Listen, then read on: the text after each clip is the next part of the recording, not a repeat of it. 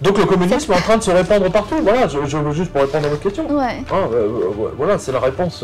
Donc on peut dire en fait le démon est en train de diriger le monde. Mais complètement, mais totalement.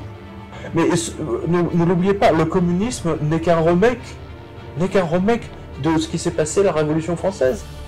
Lénine était obsédé par la Révolution française. C'est là où ça devient intéressant. On est véritablement dans une période où le ciel et la terre se confondent dans des conflits. Aujourd'hui, c'est le jour 1. Hein, voilà. C'est très intéressant d'ailleurs. C'est très intéressant qu'on se voit aujourd'hui. Bonjour Pierre Jovanovic. Bonjour Madame Ying. Et merci de nous recevoir. Ben, c'est moi. Et bienvenue à nouveau dans l'émission Esprit français. Écoutez, la dernière fois que nous avons fait une émission ensemble, ça a été un immense succès. C'est ça. Donc on a eu beaucoup de retours, oui. En effet. Aujourd'hui, justement, on va parler de 3 sujets très importants et très intéressants. Le premier, c'est la guerre en Ukraine. Et ensuite, les élections présidentielles. Et à la fin, votre livre 777 sur l'Apocalypse de Saint Jean. D'accord. Et tout d'abord, en fait, Poutine a lancé la guerre aujourd'hui, le 24 février. Comment vous voyez les choses? Comment il va évoluer? Les Américains, je l'ai toujours dit, et je le répète, depuis 10 ans, ont besoin d'une guerre pour effacer leurs 30 trilliards de dettes. Ça, c'est quelque chose que vous n'entendrez pas sur BFM, sur TF1, sur France 2. Hein, il ne faut pas expliquer ça aux Français, c'est vraiment là, parce que là, ils commenceraient à comprendre beaucoup plus de choses. Et maintenant, la guerre va enrichir tous les gens qui ont des positions sur les matières premières en bourse. Vous savez, à la bourse de Chicago, vous savez, le CME, ce qu'on appelle le CME de Chicago, c'est-à-dire les matières premières. Hein, voilà, les matières premières aujourd'hui sont en train depuis hier, sont en train d'exploser. Mais est-ce que vous pensez les États-Unis et l'OTAN va soutenir par l'armée? Non, mais attendez, il n'y a pas États-Unis-OTAN, il y a États-Unis, tout simplement. L'OTAN n'est qu'un appareil factice des Américains. N'oubliez pas, le général de Gaulle avait décidé de sortir de l'OTAN. Nicolas Sarkozy, qui est pour moi un agent américain, hein, exactement comme M. Macron, la première chose qu'il a faite lorsqu'il a été élu, c'est de réintégrer l'OTAN, alors qu'il se présentait comme gaulliste. Vous vous rendez compte un peu? Vous vous rendez compte la trahison? C'est incroyable, quoi. Non, pour moi, l'OTAN n'existe pas. C'est juste une marionnette des États-Unis, du Pentagone, c'est tout, de Washington. C'est-à-dire l'Europe, il ne va pas avoir des actions concrètes en l'armée, en tout cas. Mais ils vont faire quoi? Ils vont dire, là j'ai entendu tout à l'heure un homme politique, ne riez pas, hein, je vous préviens. Les mesures contre les Russes, nous allons saisir leur chalet à Courchevel. Alors, effectivement, là, comme acte de défense, hein, empêcher le Russe d'aller faire du ski à Courchevel, effectivement, c'est un acte de bravoure, de guerrier absolument phénoménal. Vous voyez un peu le niveau? L'Europe n'a aucune représentation, elle n'a pas d'armée, elle n'existe pas. C'est juste un tigre, je fais honneur à à la Chine, un tigre de papier. Hein. Et du coup, quels seront les impacts, en fait, pour la vie des Français ou la vie des Européens? La vie des Européens, ben, ça va être très simple, si vous voulez. D'abord, elle permet de maquiller l'hyperinflation. Voilà. Ça permet de maquiller l'hyperinflation qui a déjà commencé, grosso modo, il y a 1 an. Hein. J'ai toujours dit, je pense qu'on en a parlé ensemble la dernière fois, toute utilisation massive de planches à billets, de fausses monnaies, comme le fait la Banque Centrale Européenne massivement, avec la Fed également, entraîne à un moment donné ou un autre, je l'ai toujours dit, fausse monnaie égale dictature égale guerre. Qu'est-ce qu'on a eu? Fausse monnaie, d'accord, à cause de ce qui s'est passé en 2008, qui continuait. Vous avez ensuite 2 ans de pandémie, c'est-à-dire qu'on ne pouvait pas sortir, donc dictature, et maintenant on a la guerre. Et donc les Américains ont tout intérêt, si vous voulez, à pousser l'Europe, les différents pays européens, à aller faire la guerre contre la Russie, à leur place, hein, je précise, et ce qui va enrichir les Américains encore plus. Les Français vont s'appauvrir, évidemment, puisque les prix vont s'envoler. Hein, je vous ai dit, hein, ça permet de maquiller l'hyperinflation, ça permet de maquiller, de cacher la crise financière massive qui continue. Donc aujourd'hui, ce qui risque de se passer, c'est une troisième guerre mondiale, dans le sens où la Chine, qui a quand même des sympathies avec la Russie, hein, ils ont un passé commun, hein, le Parti communiste. Hein. En Chine, il y a quand même c'est quand même une dictature communiste qui est toujours en place. Eh bien, ça risque d'entraîner, si vous voulez, la Chine auprès de la Russie pour une troisième guerre mondiale. Et là, ça va être là, on va se retrouver dans le livre 777. Là, c'est très clair. Mais déjà avec le livre 777, on est déjà bien avancé. Donc on est dans une situation, si vous voulez, très intéressante, puisque, si vous voulez, c'est comme un scénario qui se déroule hein, progressivement. Et moi j'avais dit, vous pourrez retrouver l'extrait, je ne vais pas en parler maintenant, mais dans l'Apocalypse de Jean, il parle d'une armée de 200 millions d'hommes. D'accord. Aujourd'hui, le seul pays au monde qui peut, lever une armée de 200 millions d'hommes, c'est la Chine. Personne d'autre. Hein, voilà.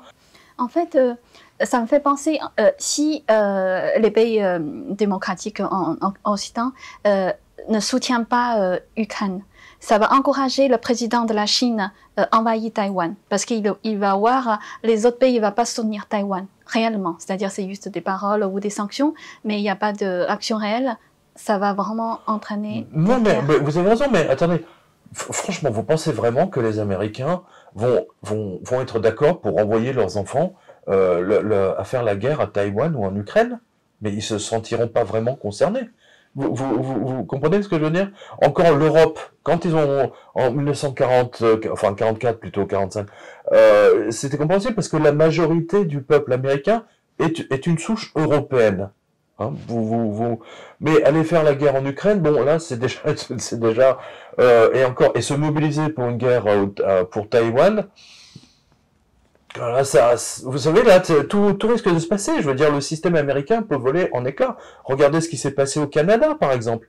Le Canada est passé d'une démocratie absolue qu'on érigeait comme modèle total à une full dictature, un système totalement fasciste, au point de saisir l'argent des gens qui ont manifesté, de saisir les comptes bancaires des gens qui ont manifesté contre cette pandémie, enfin je veux dire toute cette dictature sanitaire. Mais c'est du jamais vu, c'est une première, vous savez. C'est une première. Et donc, ce que cela nous a montré, c'est qu'aujourd'hui, vous avez quelqu'un qui tire les ficelles de tout ça. Parce qu'en fait, il n'y a plus de démocratie. C'est Monsieur Klaus Schwab, hein, qui se vantait justement dans une vidéo que vous pourrez montrer à Harvard, que la totalité, par exemple, des gens qui sont au pouvoir aujourd'hui au Canada, par exemple, viennent de chez lui. Monsieur Emmanuel Macron fait partie de l'écurie de Monsieur Schwab, de la même façon que en Italie, vous avez le Premier ministre italien, Monsieur Draghi, est un ancien de la Goldman Sachs et un ancien patron de la Banque Centrale Européenne. Oui, donc tout ceci, c'est un petit monde, hein, c'est un tout petit monde. C'est-à-dire que la démocratie, telle qu'on l'a connue dans les années 70, 80, même 90, allez, c'est terminé. Le Canada nous a montré cet exemple-là. Et je pense que le Canada, ça va être intéressant d'ailleurs de voir comment le Canada va réagir face à l'Ukraine en disant on va déclarer la guerre à la Russie, ça va être intéressant. Vraiment. Donc aujourd'hui, si vous voulez, chaque fois qu'on fait une interview ensemble, en fait, la veille, il s'est passé une actualité absolument colossale. Écoutez, là, vous êtes une journaliste qui a, beaucoup de chance. Non mais c'est vrai, parce que, voilà, c'est quand même étonnant. Et vous savez, moi j'ai commencé à tweeter ce matin à 4 heures, exactement. Hein, je me suis réveillé à 4 heures, je ne sais pas pourquoi. J'ai regardé, je tombe sur Poutine en train et à partir de ce moment-là, et donc maintenant, vous savez, quand une guerre commence, on ne sait jamais où ça va s'arrêter. Jamais. Ne l'oubliez pas, 14-18. En 14-18, les gens ont pensé, les Français ont pensé, les Allemands ont pensé la même chose. Ils se sont dit, dans 6 mois, c'est fini, en 1914. Hein, ils se sont dit en 1915, ça va, on l'aura fini. Hein, et puis ça a duré 4 ans. Je vous ai donné des photos parce que vous voyez l'OTAN. Vous voyez comment l'OTAN a pris le contrôle de différents pays sur 20 ans, 30 ans, et comment ils se sont rapprochés de plus en plus de l'Ukraine. Et il y a eu un accord passé entre les Américains, c'était Bill Clinton, avec je crois que c'était Poutine déjà, absolument, comme quoi l'Ukraine ne rejoindra jamais l'OTAN. Jamais. Et là, ils ont voulu le faire, ils ont voulu le forcer, eh bien, ils ont obtenu effectivement la réponse de Poutine. Et du coup, que pensez-vous de l'effort de Macron, l'effort diplomatique de Macron dans cette affaire? Mais c'est ridiculisé. Mais comme de toute façon, si vous voulez, tout ce que fait Emmanuel Macron est ridicule. Pour une raison très simple, si vous voulez, il a été ridiculisé par l'affaire des sous-marins en Australie, hein, je vous apprends rien. On a été ridiculisé au Mali, hein, parce qu'on avait des forces, on avait des militaires qui se battaient au Mali, et les Maliens nous tiraient dessus et nous ont demandé notre expulsion. C'est grandiose. Ça, c'est une réussite diplomatique sans précédent, ça, il faut l'avouer quand même. Hein. Non, mais c'est du jamais vu, hein, ça, franchement. Et aujourd'hui, il prend position pour l'Ukraine. Il a essayé de jouer au petit porteur de télégramme avec Poutine, qui l'a accueilli. Vous avez vu les images, qui a mis un homme, un traducteur avec une jupe. Hein. Alors bon, c'est un moujik, certes, mais qu'est-ce que c'est drôle! Qu'est-ce que c'était drôle, surtout dans le contexte de l'affaire Brigitte Macron. Vous voyez, le fait d'accueillir Macron et de lui mettre un traducteur avec une jupe, mon Dieu, et surtout la table qui faisait 20 mètres de long. Vous voyez, c'est une humiliation absolue de Poutine, de Macron.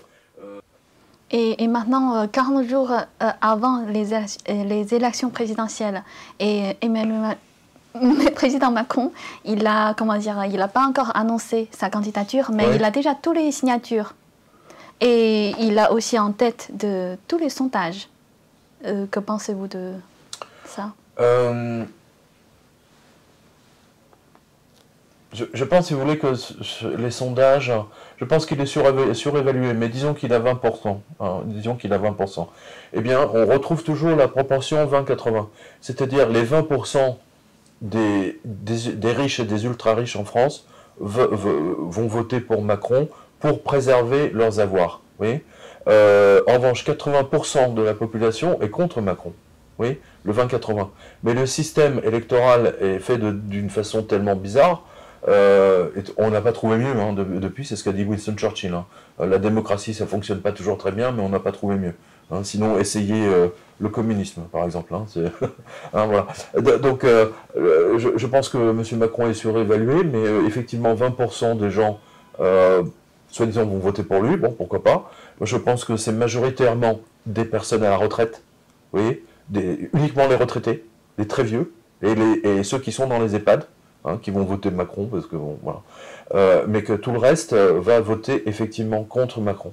Moi, j'ai suivi les meetings de Valérie Pécresse, j'ai suivi les meetings d'Éric Zemmour, et je peux vous dire que il y a quelqu'un qui a une dynamique absolument phénoménale, que je n'ai jamais vu ça, c'est Éric Zemmour. Là, c'est très net, c'est clair, net et précis. Le peuple français se déplace en masse pour voir Éric Zemmour, alors que, par exemple, Valérie Pécresse, elle est obligée de faire venir des autobus entiers de toute la France pour remplir la salle. C'est de la triche. Vous comprenez? C'est de la triche. C'est l'équivalent de la fausse monnaie. mais c'est des faux... Vous voyez ce que je veux dire? C'est comme si un chanteur va dire « je vais passer au Zénith ou au Palais des Sports ». Personne n'achète les billets. Il n'y a personne qui vient le voir. Hein. Il a une salle de 5000 personnes et il n'y a que 200 personnes qui ont acheté un billet. Alors qu'est-ce qu'il fait? Il remplit, il paye les gens pour venir le voir. Vous voyez? C'est l'équivalent de ça. Donc il y a vraiment un problème en France et ils vont tout faire pour empêcher effectivement Zemmour de monter encore plus dans les sondages. Mais pourquoi Zemmour, il a juste 300 quelques signatures en fait pour le moment? Parce que c'est un système qui est devenu corrompu grâce à M. François Hollande. C'est-à-dire qu'auparavant, les maires, enfin il n'y a pas que les maires hein, qui pouvaient signer, c'est toute personne élue, on va résumer à ça. Et François Hollande, pour se garder son petit entre-soi, c'est-à-dire Parti Socialiste et UDF, etc., en fait, il a dit, eh bien, avant c'était anonyme, C'est-à-dire que personne ne savait, par exemple, je sais pas moi, le maire de Malakoff ou de Saint-Étienne, on ne sait pas à qui il a donné son accord. C'est François Hollande qui a fait voter un texte comme quoi tout doit devenir public. Ce qui fait qu'aujourd'hui, un maire qui, par exemple, dans une agglomération de gauche, s'ils apprennent qu'il a donné son accord à Valérie Pécresse ou à Zemmour, par exemple, ils vont dire, bah, toi, tu as donné ton accord à Zemmour, on va te supprimer tous les budgets pour l'année prochaine. Voilà. Oui, on n'a pas de leçon de démocratie à donner ni aux Russes ni aux Chinois. Hein, voilà. Voilà. C'est une triche. C'est-à-dire que la triche, si vous voulez, en France, elle est plus subtile. Hein, voilà. C'est tout. C'est comme ça. C'est dommage. C'est vraiment dommage. Donc les maires sont plus libres, en fait, de soutenir. Mais non, ils ne sont plus libres. Imaginez, vous avez le maire d'un village, on va dire de 500 habitants, et il va donner son texte à Zemmour. D'accord? Eh bien, vous avez, il y a des communistes dans son village, les communistes vont aller l'incendier, l'insulter, voire le tabasser, hein, parce qu'il a donné. Vous voyez, en fait, on est très proche d'une guerre civile en France, hein, vous le savez.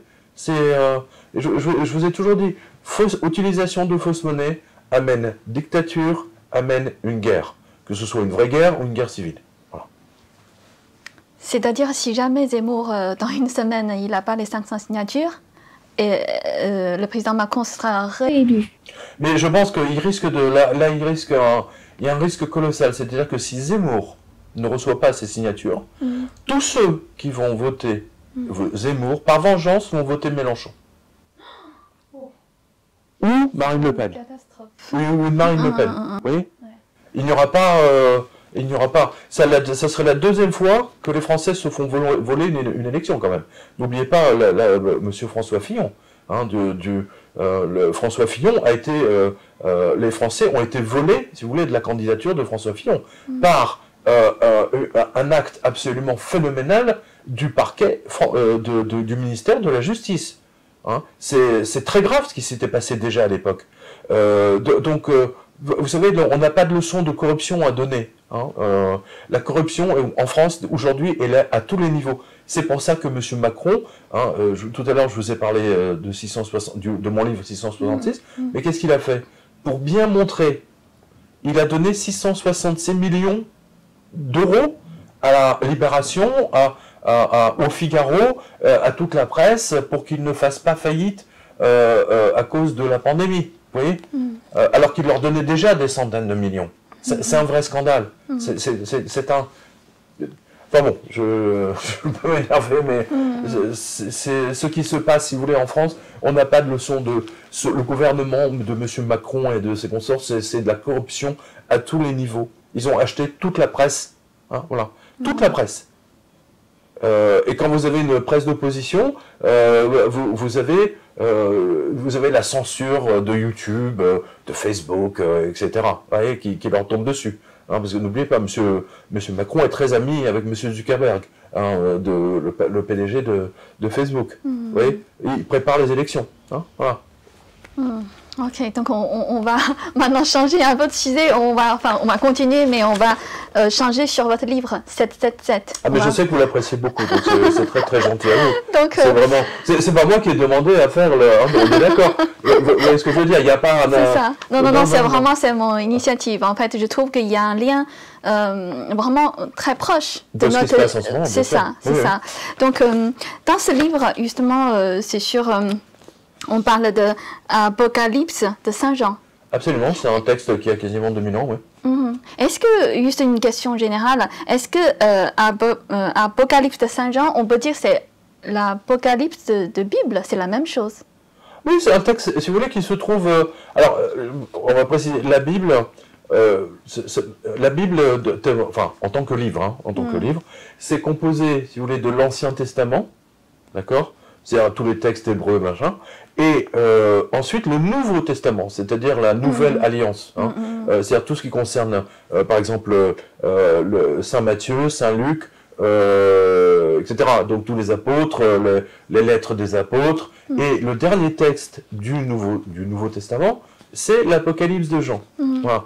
Historiquement, si vous voulez, c'est vraiment le dernier texte. Précisons-le. Voilà. Ok. Donc, en fait, dans ce livre, Saint Jean, il a annoncé la chute de Vatican en même temps qu'une période de confusion totale due à une banqueroute universelle. Est-ce que j'ai bien dit la phrase? Ah, mais totalement, bravo. Ok. Est-ce que, en fait... C'est plutôt mon interprétation, la banqueroute universelle, mais ça, c'est en fait, c'est une très très grande... c'était comment dire, une visionnaire, effectivement, qui voyait la Vierge, je précise bien, et la Vierge donc avait donné cette explication, il y a longtemps, hein, il y a à peu près un siècle maintenant, c'est qu'en fait il y a une banqueroute universelle, hein, c'est une des composantes de l'Apocalypse de Saint Jean. Voilà. On pourra le montrer tout à l'heure, je vais vous montrer aussi. Ouais. Mais est-ce que selon vous, nous sommes justement dans cette période de confusion totale? Alors, écoutez, c'est une très très bonne question. C'est une très bonne question. Pour vous répondre, je suis obligé de faire un petit peu si je puis me permettre, la genèse du livre. C'est-à-dire que voilà, l'Apocalypse de Jean, moi j'ai jamais rien compris. Hein, quand je lis l'Apocalypse de Jean, je n'ai rien compris. Voilà, comme des millions de gens, soyons simples. Mais le 29 septembre 2008. Le 29 septembre, donc c'est la fête des anges, ne l'oubliez pas. La fête des archanges, Saint-Michel, Saint-Gabriel, etc. Il se trouve que j'étais devant la télévision, le soir, assez tard, avec le décalage horaire, et je regardais CNN en direct. D'accord? C'est CNN live from Wall Street. Et j'ai vu, si vous voulez, le moment où Wall Street a volé dans les airs, a explosé, ça a été l'explosion gigantesque, dont on vit les effets encore aujourd'hui. Encore aujourd'hui.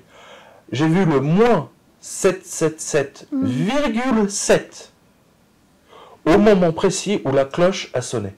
Hein, où ils ont fermé le temps que le temps que les gens prennent la photo, c'était au centième de seconde, hein, donc c'était passé à 69. 777,60, vous verrez la photo, enfin vous pourrez montrer la photo. Donc je me suis dit, waouh, là, aujourd'hui c'est la Saint-Gabriel, Saint-Michel, c'est la fête des archanges, des anges, moins 777. Alors, j'ai pas compris grand-chose à l'époque au texte de Saint Jean, mais ce que je savais, comme tout le monde, c'est qu'il y avait beaucoup de 777. Hein. Et donc là, du coup, je me suis dit, bon, là, je vais me replonger dans ce texte. Et je me suis dit, mais j'ai lu toutes les analyses qui ont été faites par d'autres penseurs très célèbres, etc. Et je me suis dit, mais si tous ces gens n'avaient rien compris, et si tous ces gens, en fait, n'avaient rien compris simplement parce qu'ils ne croyaient pas aux anges. Et donc j'ai repris, je me suis dit, moi, je vais faire l'inverse, je vais reprendre le texte, et je vais l'écrire, parce que, il y a une chose que j'ai apprise, parce que j'ai traduit des livres, vous voyez, parce que je suis bilingue anglais, et quand on traduit un livre d'une langue à une autre, vous voyez, au début, c'est très difficile. Dans le sens où, pendant les 80 premières pages, on a du mal. Et puis, à un moment donné, il y a un déclic. C'est-à-dire qu'on rentre dans la tête de celui qu'on traduit. Vous connaissez ça? Ben voilà. Vous voyez? Et donc, sur la base de cette expérience, je me suis dit, peut-être qu'en écrivant moi-même, je vais écrire le texte, je vais le traduire, on va le moderniser, hein, en langage moderne. Peut-être qu'en me glissant, le même phénomène va se passer. Et donc, je vais peut-être comprendre quelque chose de plus. Et c'est en faisant ça, entre autres, et en me basant, donc, et c'est là où je réalise que tout est basé sur 777, 777. Tout le livre est basé sur des 7, d'accord? Comme ce qui a été affiché à Wall Street. Et donc, je me suis dit, c'est pas possible, il n'y a pas de coïncidence. Je veux dire, en plus, attention, c'était la nouvelle année juive. Par une coïncidence du calendrier et lunaire, une coïncidence, c'était la fête des archanges et la nouvelle année juive. Très important. Donc, moins 777,7, c'était énorme. Hein, pour moi, ça voulait dire, vous savez comment les Américains appellent le Wall Street de casino. Ils appellent ça le casino.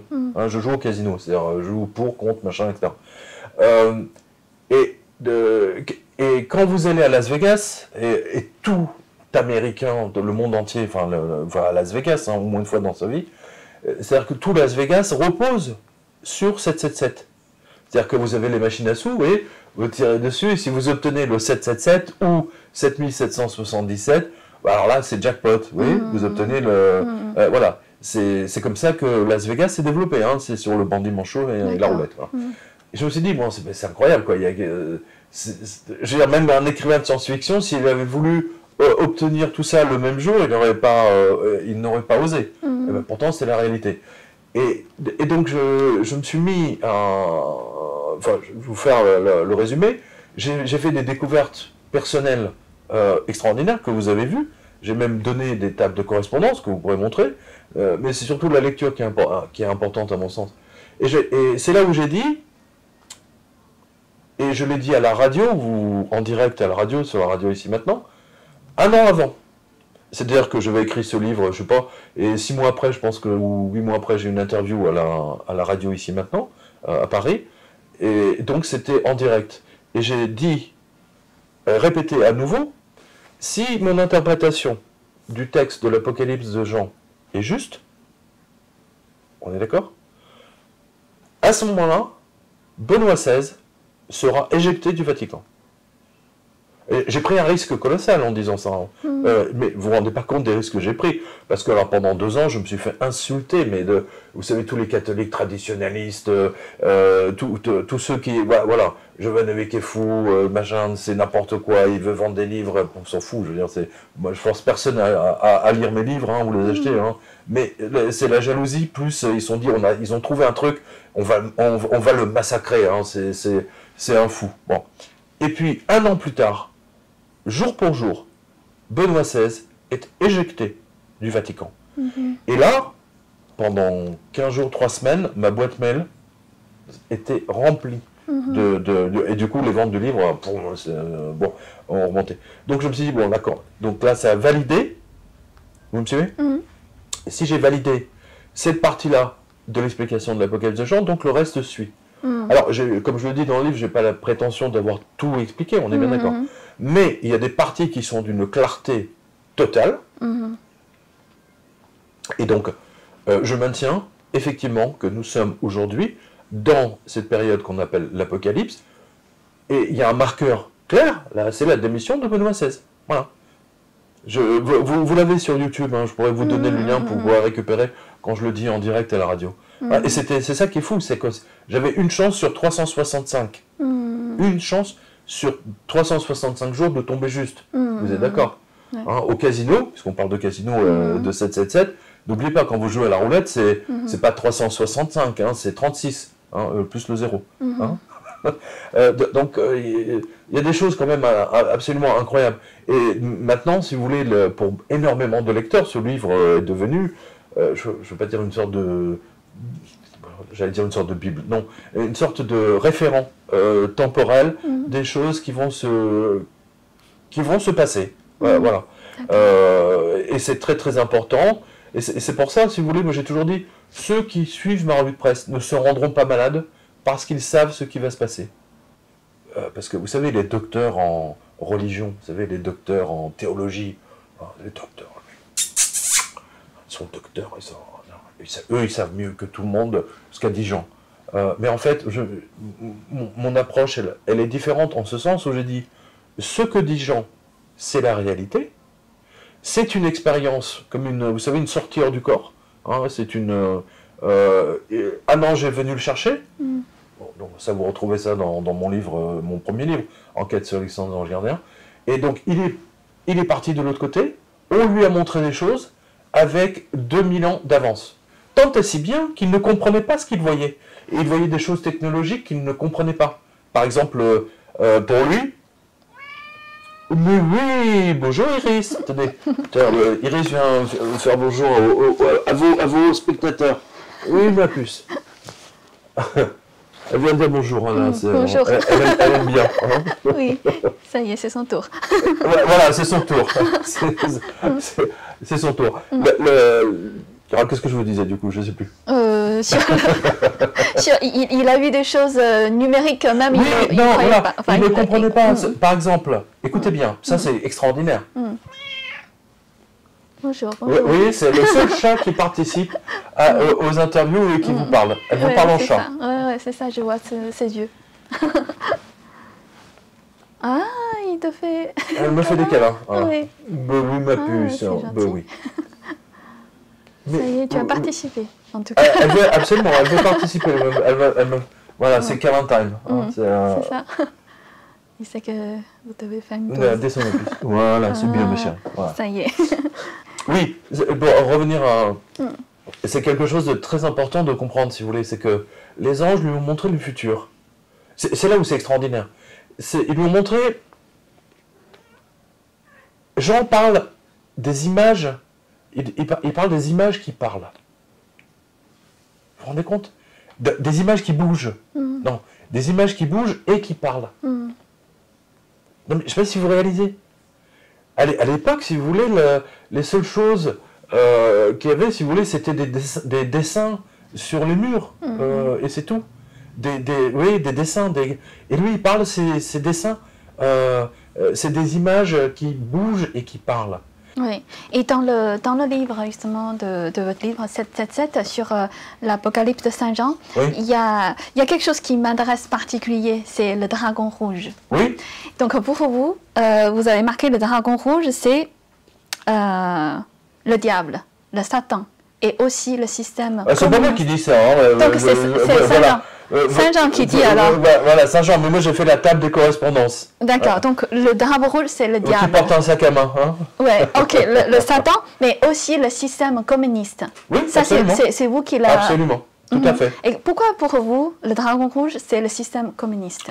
Parce que d'abord parce que, comme vous avez vu, j'ai établi une chronologie temporelle des choses, donc et maintenant on le sait, puisque comme Benoît XVI, effectivement, a été licencié, on va dire, du Vatican, viré du Vatican, comme je l'ai expliqué, et bien donc ça valide que le dragon, c'est effectivement le système communiste.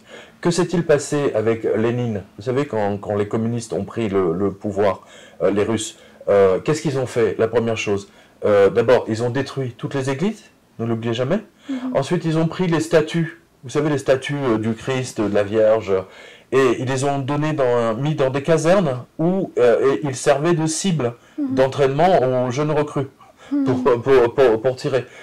Ils ont violé toutes les religieuses, les moines ont été massacrés, enfin bon, je vous passe toutes les horreurs qui ont été commises au nom de Star. Mais ne l'oubliez pas, le communisme n'est qu'un remake de ce qui s'est passé à la Révolution française. Lénine était obsédé par la Révolution française. Non, la Révolution, il y avait la guillotine, on coupait les têtes les unes après les autres. C'était pas en 1704, c'est pas le cas. C'est après, ça s'est passé. Mais qu'est-ce qui s'est passé en 1790 Qu'est-ce qui s'est passé? Vous savez, moi j'ai publié un livre d'un diplomate américain qui était en poste. C'est très intéressant d'ailleurs, vous voyez, j'ai jamais fait il était en poste à Paris. On va montrer la couverture du livre. C'est vraiment très intéressant. Parce que les révolutionnaires français arrivent au pouvoir. D'accord? 14 juillet 17... ils sont au pouvoir. Les caisses sont vides. Il n'y a plus d'argent, il n'y a plus de pièces d'or. À l'époque, c'était les pièces d'or et les pièces d'argent. Pour terminer. Il n'y a rien d'autre. D'accord? Qu'est-ce qu'ils font? Les pièces... comment dire? Il n'y a plus d'argent. Donc, nous allons saisir les immeubles, tout ce qui appartient au Vatican.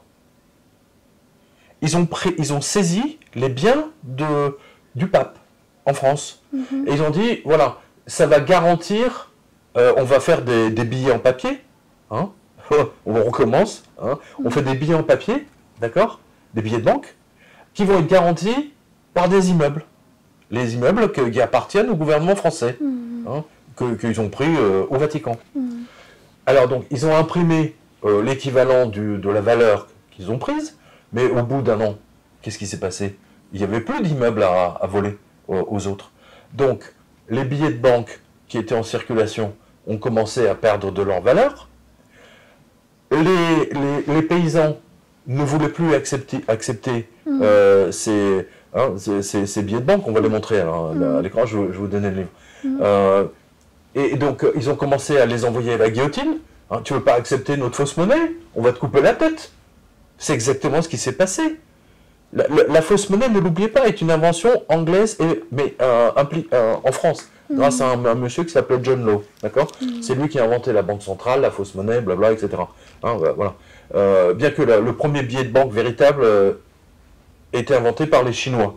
Mais la grande, en Europe, c'est en France qu'on l'a commencé. Voilà. Et donc, que s'est-il passé? Inflation, hyperinflation.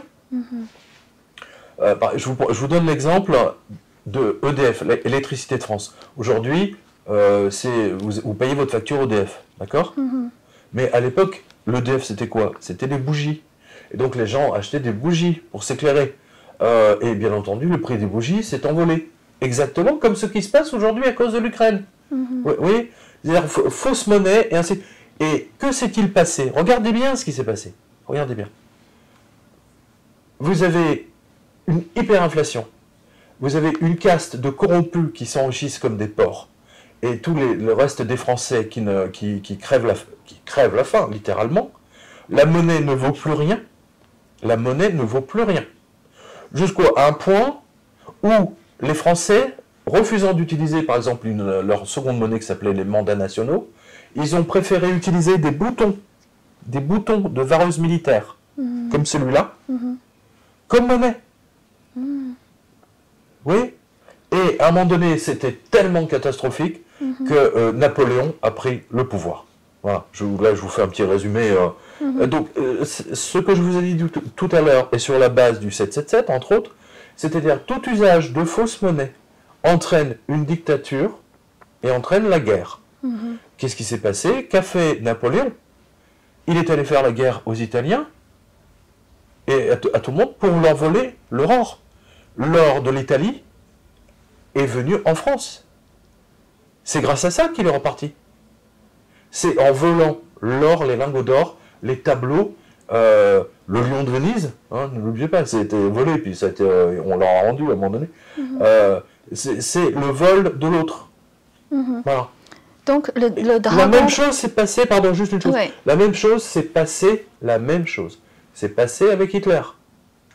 Weimar, fausse monnaie, dictature, guerre.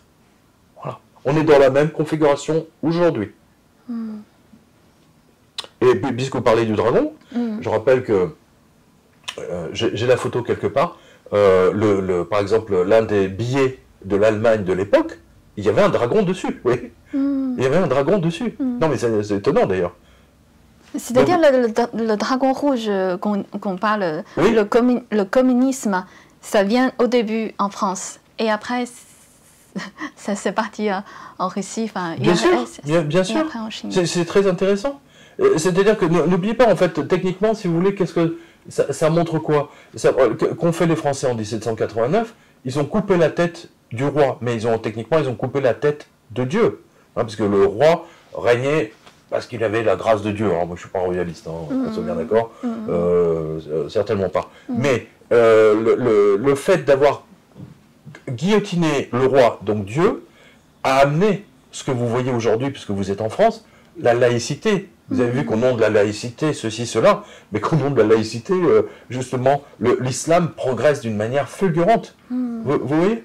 Voilà. C'est très intéressant d'observer tout ça, parce que sur la base de mes observations, enfin, du moins de ma réanalyse du livre 777, effectivement, tout se passe exactement comme dans un scénario. C'est un scénario de film, hein. Voilà.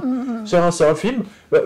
C'est là où Dieu est génial, si vous voulez. Il vous montre, tiens, allez, cadeau. Je te montre de ce qui va se passer dans 2000 ans, quoi. Incroyable. Incroyable. C'est incroyable. Oui, quand j'ai dit, on pourra montrer le passage. Si mon analyse est la bonne, Benoît XVI va être éjecté du Vatican. Personne, ça ne viendra pas de l'extérieur, ça sera de l'intérieur qui vont l'éjecter. Voilà. Et c'est exactement ce qui s'est passé. Donc ça a validé mon analyse, c'est tout. Voilà, j'ai pas la prétention d'avoir tout compris, loin de là, mais au moins il y a des parties, au moins elles sont claires. C'est le moins qu'on puisse dire. Alors, surtout celle du dragon rouge. Justement, sur le dragon rouge, je vais citer un passage dans votre livre. Oui. Un autre signe parut encore dans le ciel. Tout à coup, on vit un grand dragon rouge. Oui. De sa queue, il entraîne... Toutes les étoiles. Il entraînait le tiers des étoiles du ciel et il les jeta sur la terre. Oui.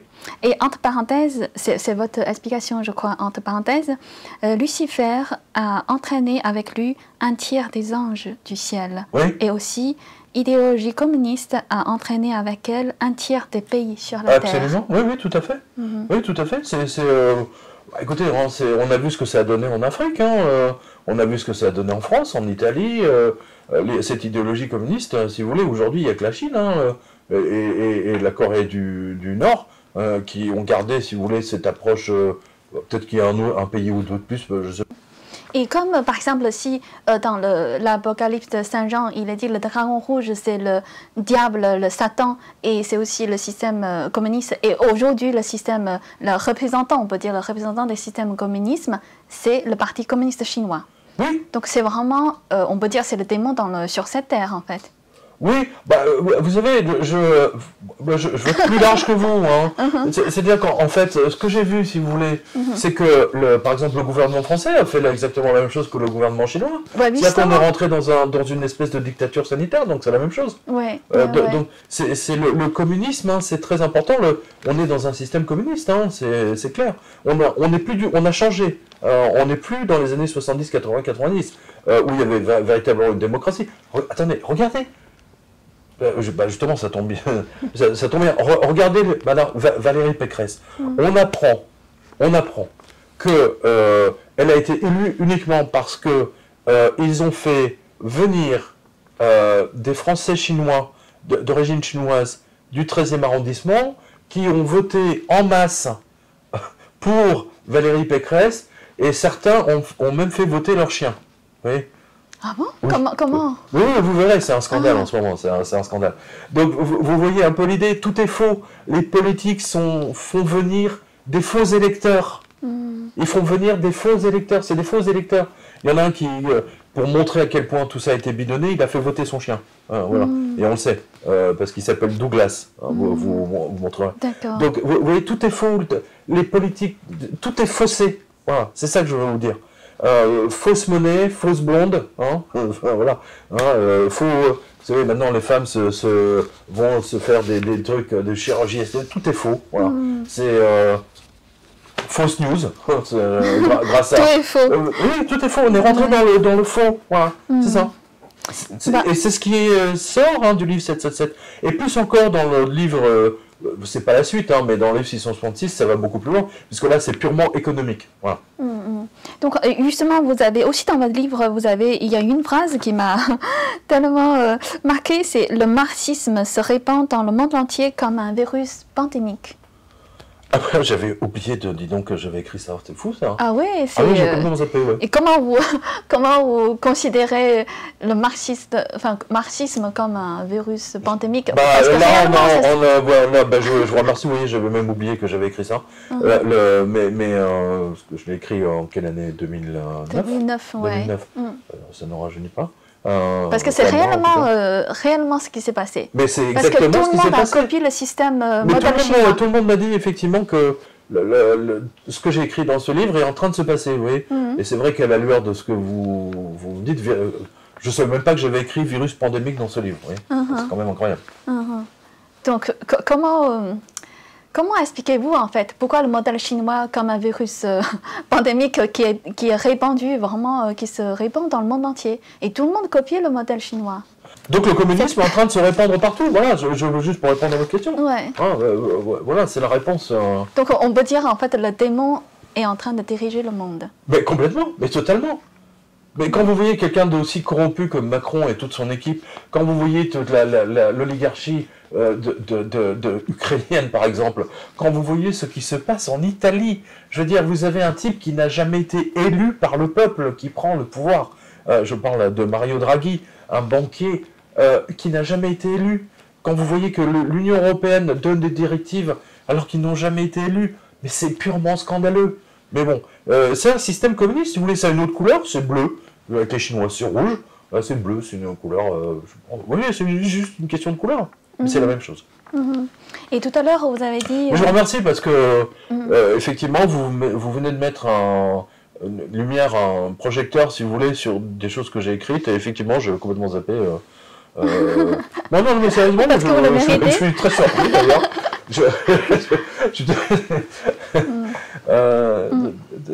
Les gens, vous savez, les Français ont été beaucoup plus sidérés par le fait que j'ai annoncé que Benoît XVI se ferait virer un an, enfin plus d'un an à l'avance. Mais effectivement, là, vous voyez, on a une deuxième partie. Là, voilà. Parler de virus pandémique. Oui, voilà. C'est ça. Ouais. Mais comme vous dites tout à l'heure, on peut dire que c'est une prophétie il y a depuis 2000 ans. Enfin, il y a... Oui, les anges ont montré, voilà, ils lui ont montré... par exemple, ils lui ont montré la télévision. Ils lui ont montré la télévision.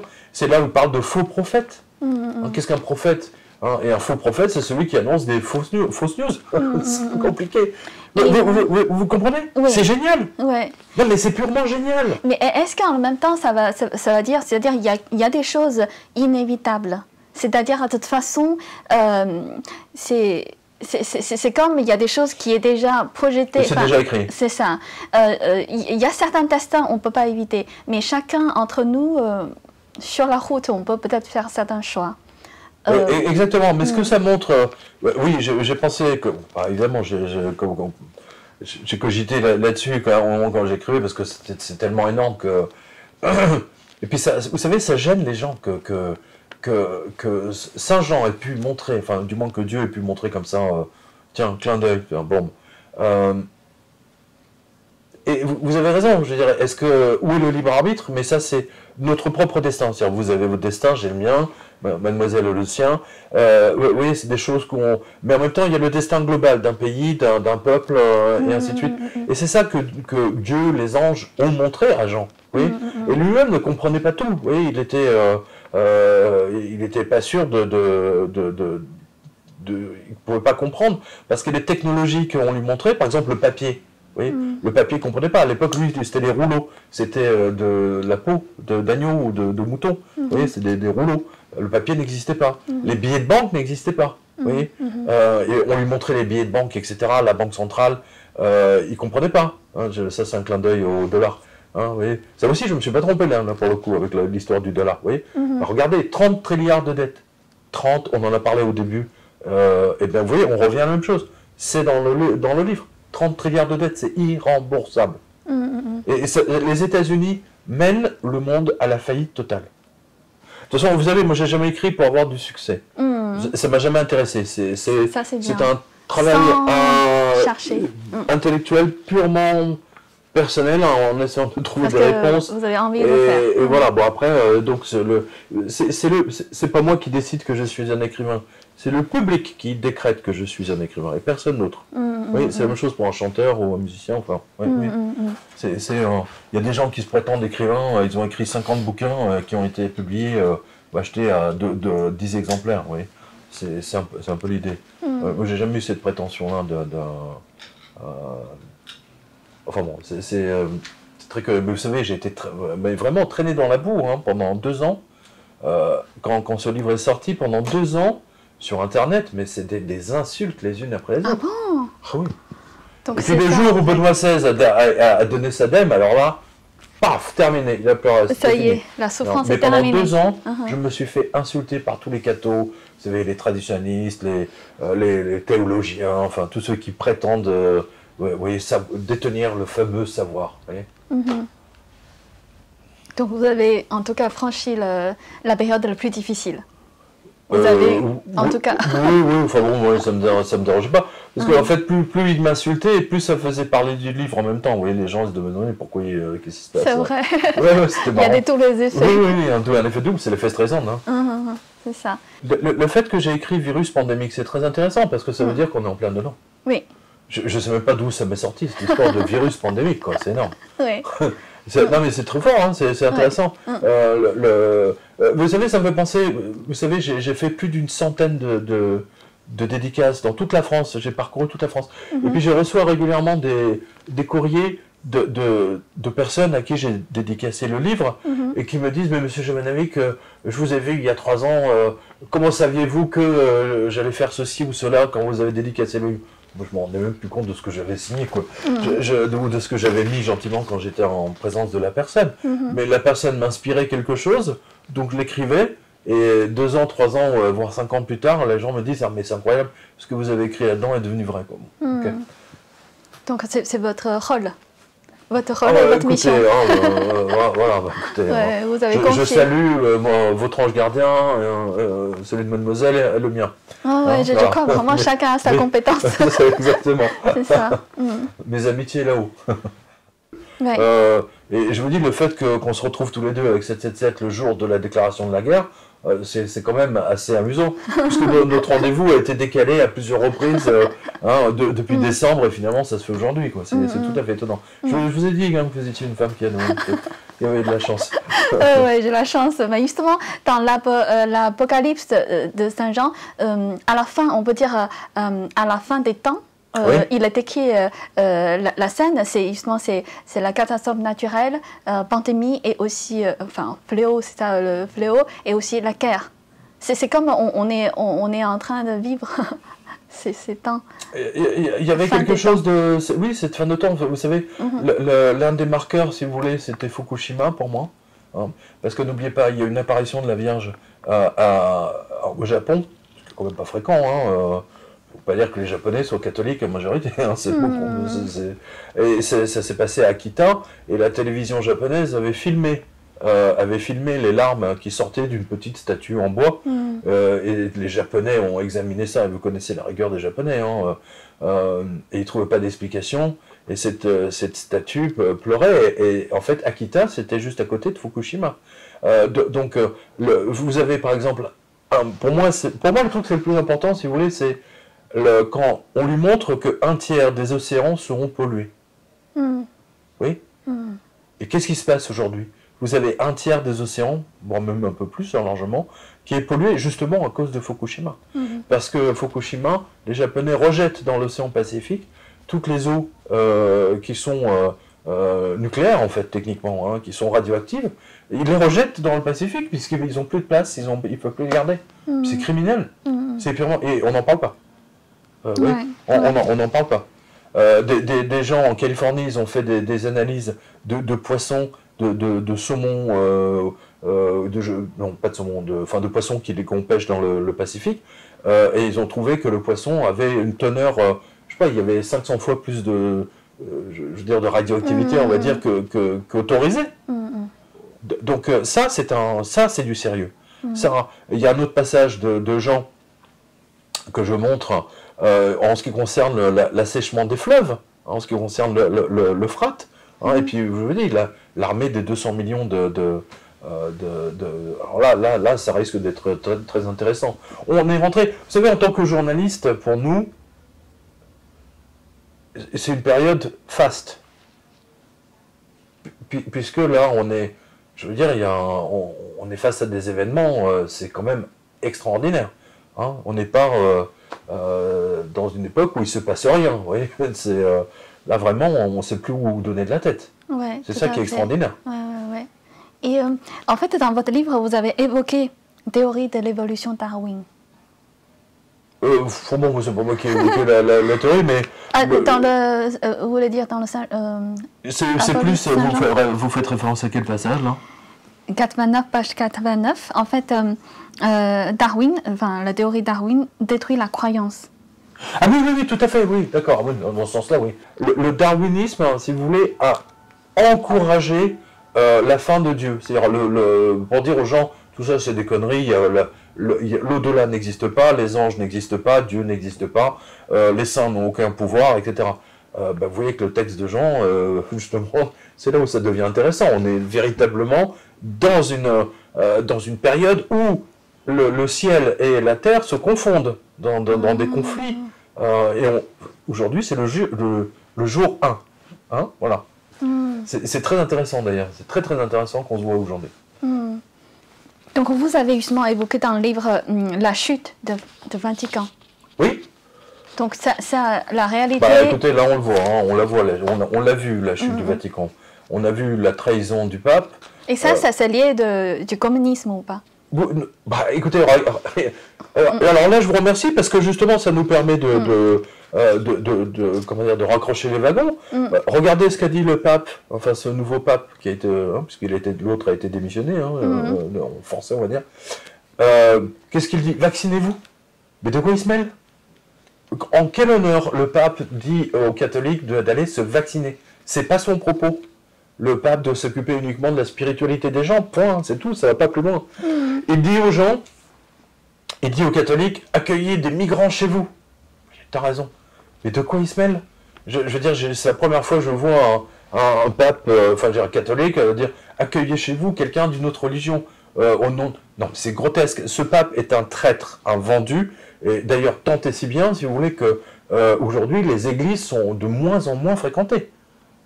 C'est fini. Je veux dire, aujourd'hui, vous allez dans une église, par exemple, je sais pas, ici, pas loin, là, dans le Saint-Ferdinand, par exemple, le soir, si vous avez 5 personnes à la messe, c'est le maximum.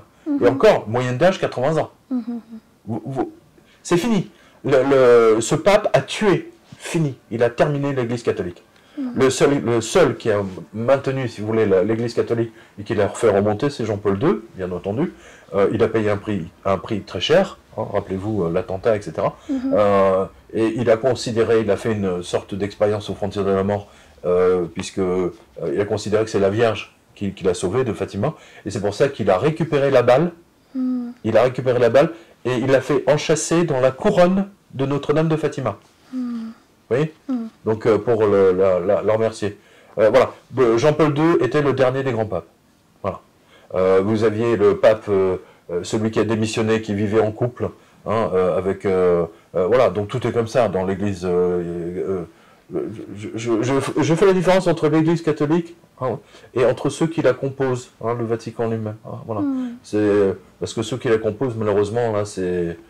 Bon, je préfère ne même pas en parler. Hein, ils sont tous abonnés au magazine Têtu. C'est une plaisanterie. Mais selon vous, quel est le but final, c'est-à-dire de cet apocalypse de Saint Jean? L'apocalypse, si vous voulez, c'est un combat entre le bien et le mal. Bon, c'est pas nouveau. Mais surtout, n'oubliez pas, l'apocalypse, c'est une révélation. Dans le sens révélation, pour les Grecs, je veux dire, les Grecs disaient ouvrez les rideaux. Hein, vous ouvrez les rideaux, pour eux c'est une apocalypse, hein, c'est un peu l'idée.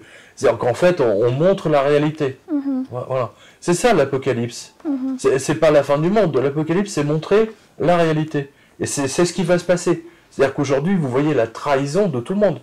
Vous voyez la trahison de Macron, vous voyez la trahison des Américains.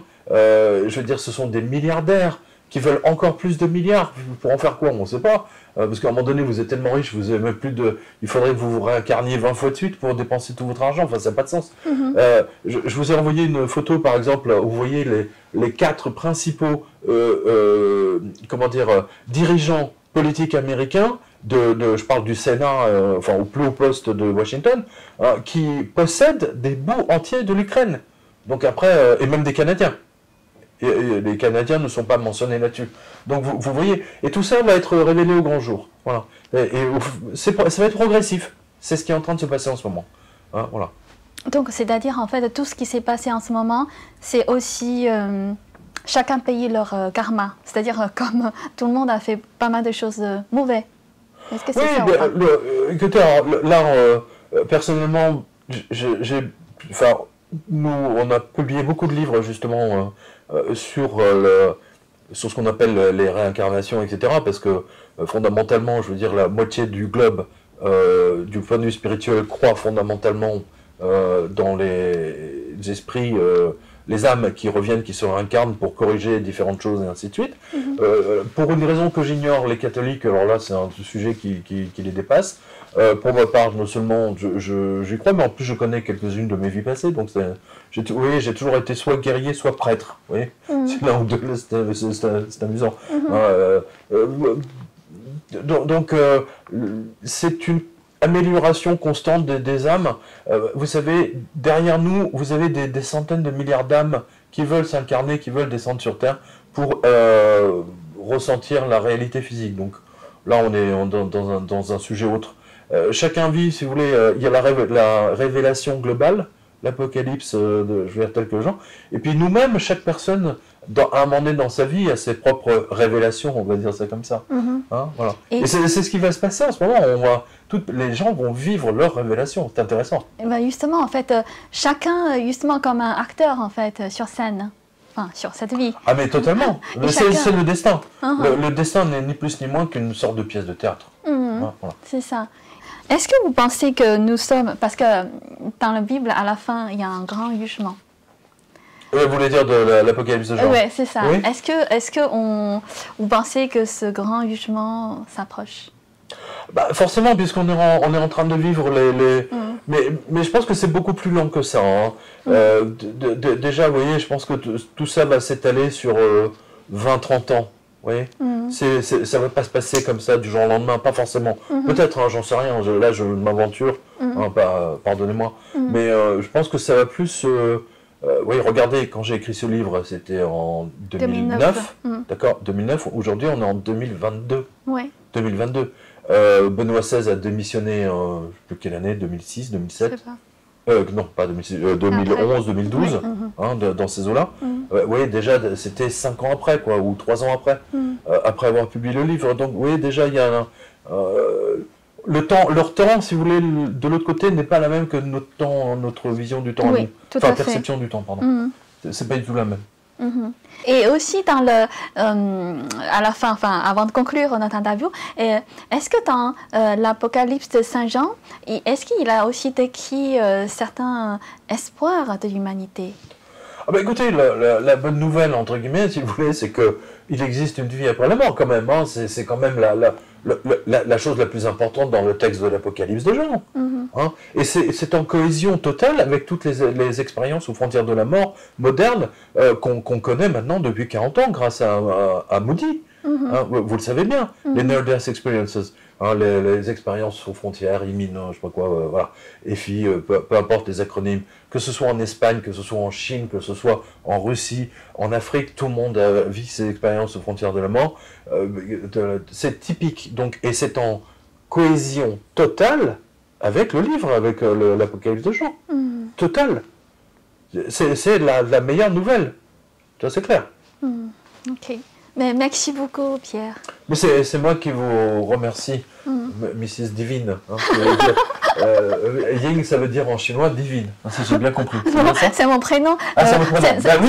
C'est mon prénom en français, c'est Ludivine. Ah, d'accord. C'est pour ça que vous avez retenu juste Ludivine. Ludivine, mais attends, déjà, c'est pas mal.